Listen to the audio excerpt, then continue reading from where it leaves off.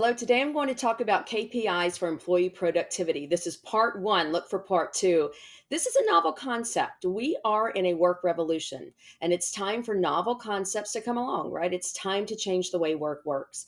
Companies everywhere are struggling to find both employees and those who are truly serving in their role. It's hard to find great employees. But part of that challenge is because for many years now, we have had a 40-hour work week that is just not working for most people. Most adults don't want to be told where they have to be. They want to be told what is needed of them. So, with the disruption of remote work, not only are executives having to rethink their culture and values, but so are the employees thinking, what do I really want to be doing?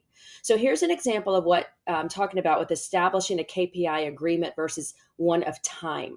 So, let's say you need to produce a widget, right? Any widget. It might be a report or a product, but that widget should take about an hour to produce.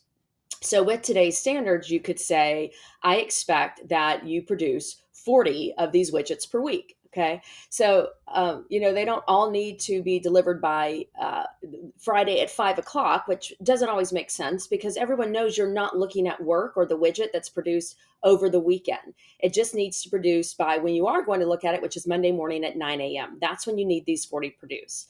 Now, for some people, you will find that they meet kind of basic standards. They will produce the 40. Some will be, struggling to do that. It might take them 50 hours to produce those 40 widgets.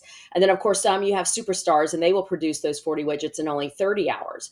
But for you, it's not a matter of where, if they do this on Sunday or Tuesday at 10 o'clock at night, the focus is on what is needed for the role that you've hired somebody to do.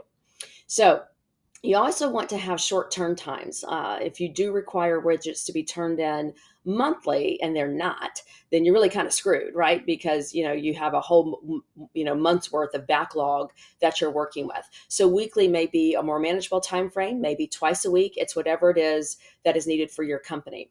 So, like I said, this is part one. This is a novel concept. Look for part two, where I'll explain establishing value and pay structure on this KPI program versus a 40-hour work week. This is what I do. I work with executives and employees to coach a company through this work revolution. Find me at leopardjob.com and let's start to work together. Join the leap. A group of leopards is a leap. So join the leap and let's do some paw power through this work revolution.